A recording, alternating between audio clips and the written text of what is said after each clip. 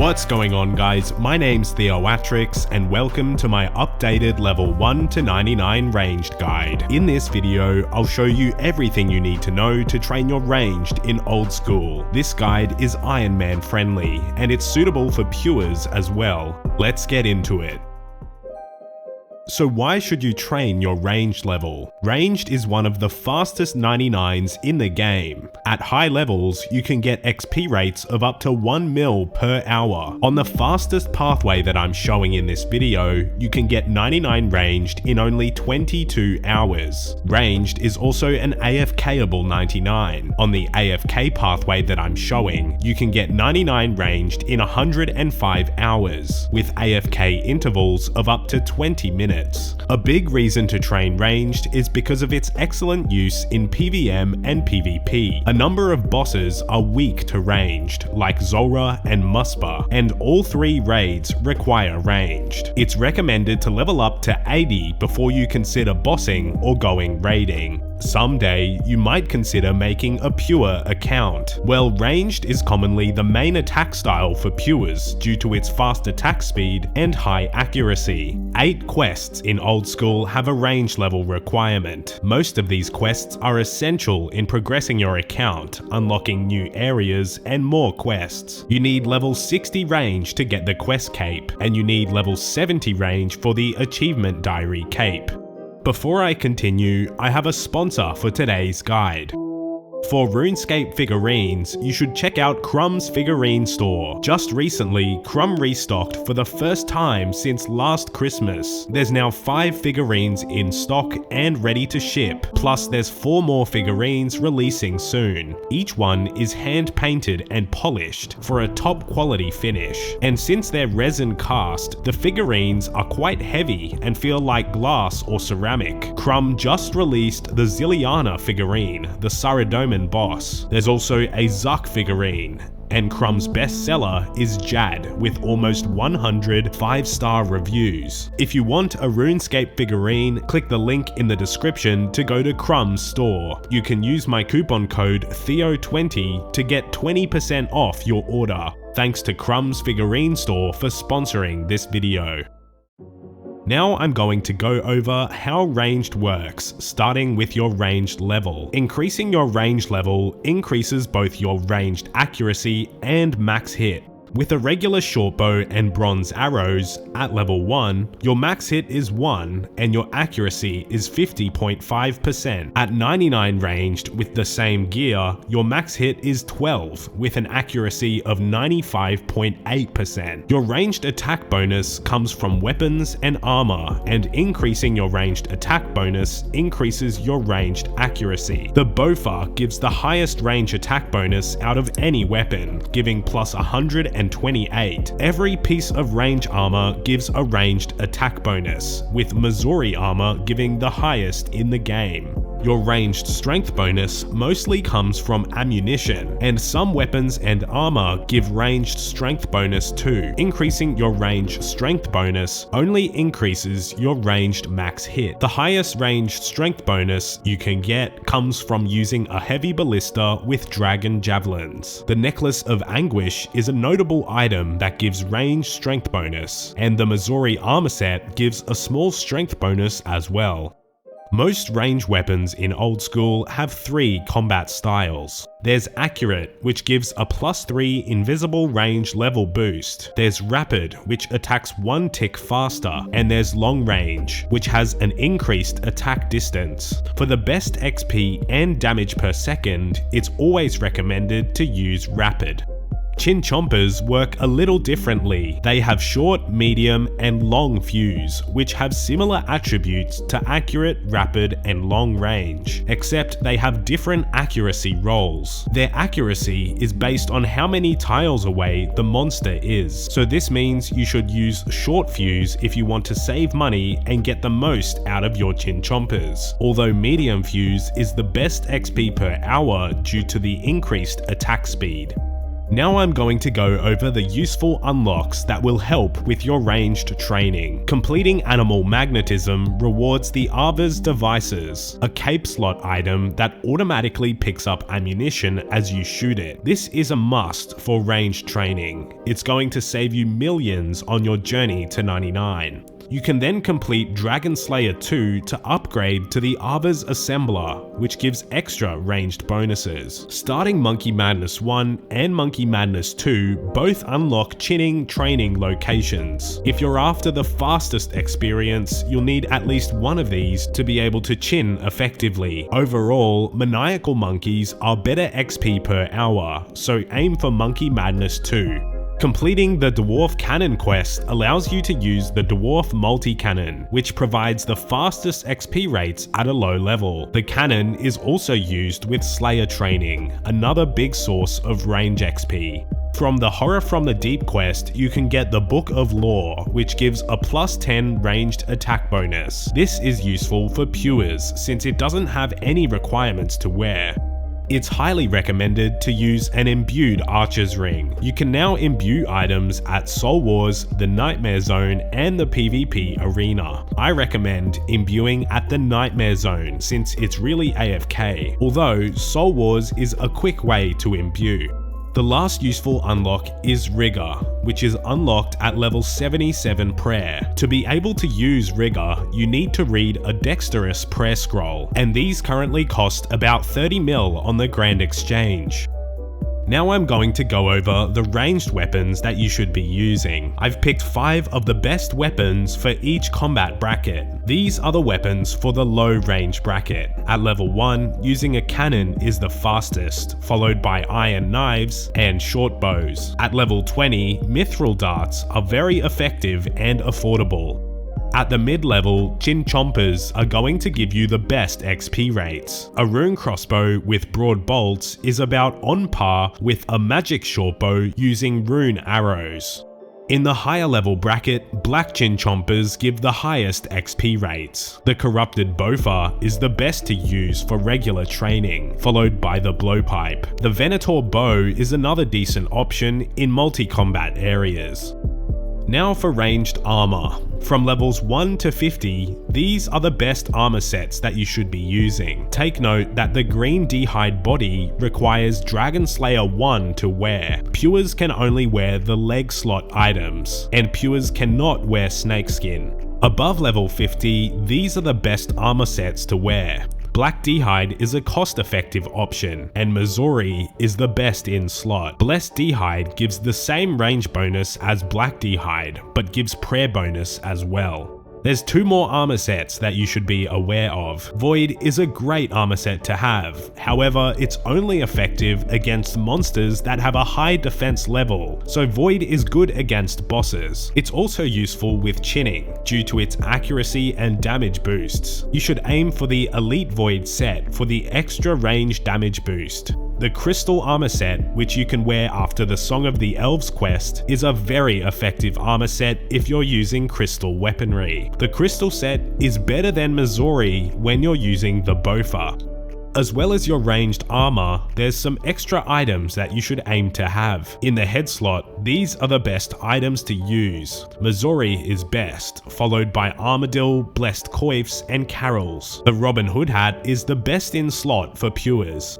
Boot slot items for ranged are pretty expensive. If you have the defense level, you can wear d'hide boots, which are much cheaper than Rangers or Pegasians. Otherwise, you can just wear snakeskin boots. In the glove slot, at a low level, you should use the best vambraces you can. If you have the Barrows gloves unlocked, they are better than the black d'hide vambraces. The best in slot is Zarite vambraces. In terms of necklaces, if you have the money, you should get a Necklace of Anguish for the extra range strength bonus. Otherwise, you can get a Fury or Glory, which both give a +10 ranged attack bonus. In the shield slot, the Twisted Buckler is the best in slot, although an Odium Ward or a Book of Lore are decent low-priced options. Now let's move into the pathways to 99. I'm going to start off by showing some low-level training methods. Then I'll show 2 pathways to 99, the fastest XP and an AFK pathway. The fastest XP pathway takes as little as 22 hours for 99. It costs 112 mil if you use black chinchompers, and it costs less than half of that if you use grey or red chinchompers. The AFK pathway takes 105 hours and costs only 4 mil. I recommend following both pathways and switch depending on whether you want to AFK or not. After I show the 2 pathways, I'm also going to talk about Slayer ranged training, bossing with ranged, and some free-to-play methods. At a low range level, leveling up is slow if you attack monsters normally, so it's strongly recommended to complete quests for your early range levels. The Temple of Ikov quest can get you from level 1 straight to 27 ranged. In the quest menu, it says you need 40 range to complete Temple of Ikov, but you can bypass this requirement by using darts or knives while having ice arrows equipped. In the description, I've linked a quest guide that shows how to bypass the requirement. Another quest you can complete from a low level is Horror from the Deep, and this grants 4.6k ranged XP. It requires 35 agility, and you'll need a decent magic level to kill the Dagonoth Mother. If you completed the Temple of Ikov first, you'd get to 31 ranged after Horror from the Deep. Death to the Dorgashan is another quest that gives ranged XP with low requirements. You need 23 thieving and agility, plus the Lost Tribe quest. If you did the previous 2 quests, you'd be at level 32 after Death to the Dorgashan.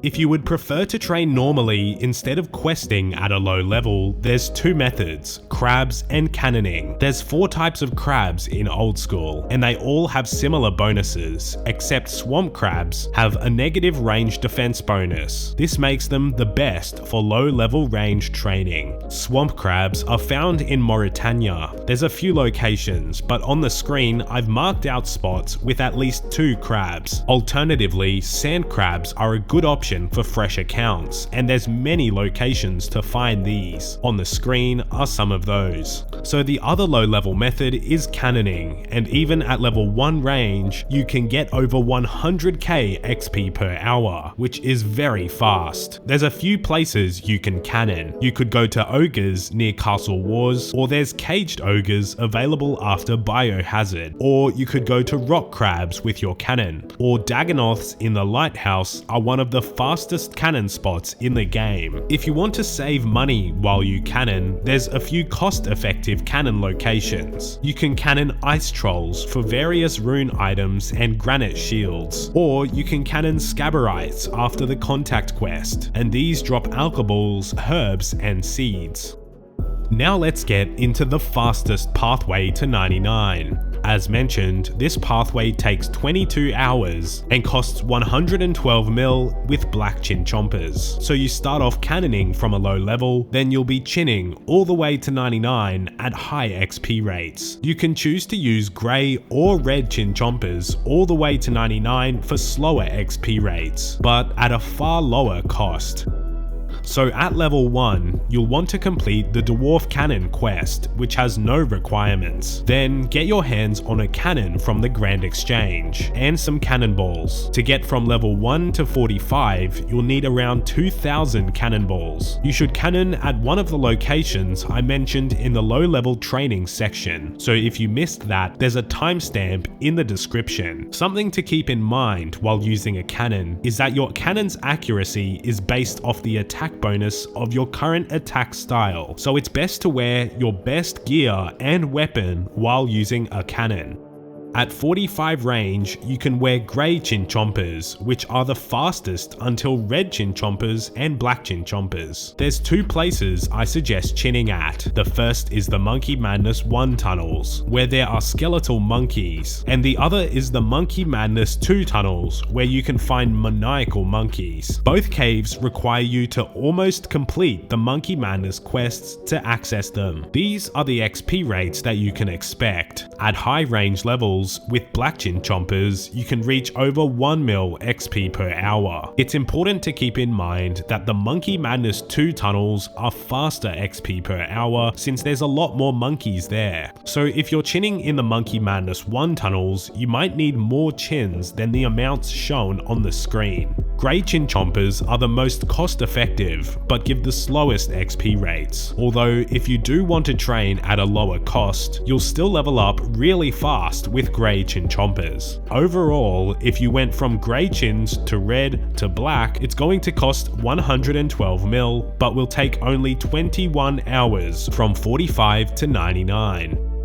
In terms of armor, these are the best setups to use. It's important to prioritize range strength bonus as well as prayer bonus, although having a high ranged attack bonus does help. This makes Elite Void the best setup to use, followed by Missouri and Armadillo. At low levels, just use the best D-hide you can, or you can wear monk robes or god vestment robes for prayer bonus. This is what you should bring in your inventory. It varies depending on whether you go to the Monkey Madness 1 tunnels or Monkey Madness 2. In the Monkey Madness 2 tunnels, you don't need to bring many prayer potions since the monkeys drop prayer potions, and you can also use the Bone Crusher. You shouldn't use the Bone Crusher in the Monkey Madness 1 tunnels because skeletal monkeys spawn from bones that are left on the ground. You should also bring Divine Ranging Potions for the best range XP rates, and you'll also need a light source for the Monkey Madness 2 tunnels.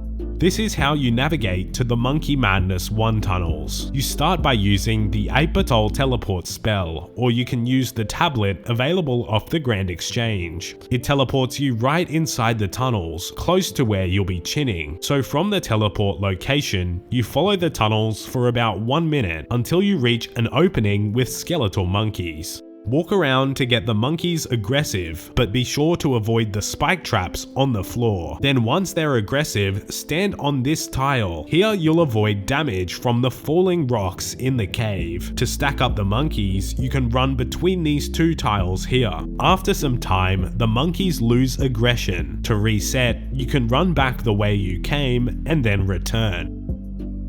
For the Monkey Madness 2 tunnels, you should start by teleporting with your Royal Seed Pod, then head up to the Gnome Glider on the top floor.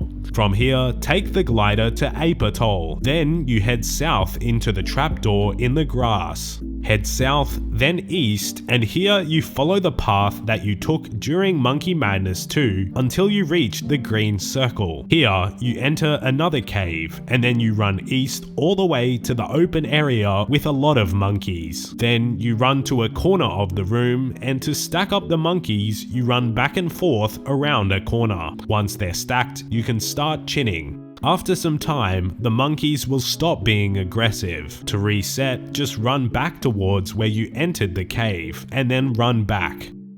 Now let's get into the AFK Pathway. On this pathway, you'll start off training at Crabs. Then at a higher level, you'll move on to the Nightmare Zone. At level 80, the Venator Bow becomes the fastest AFK training method.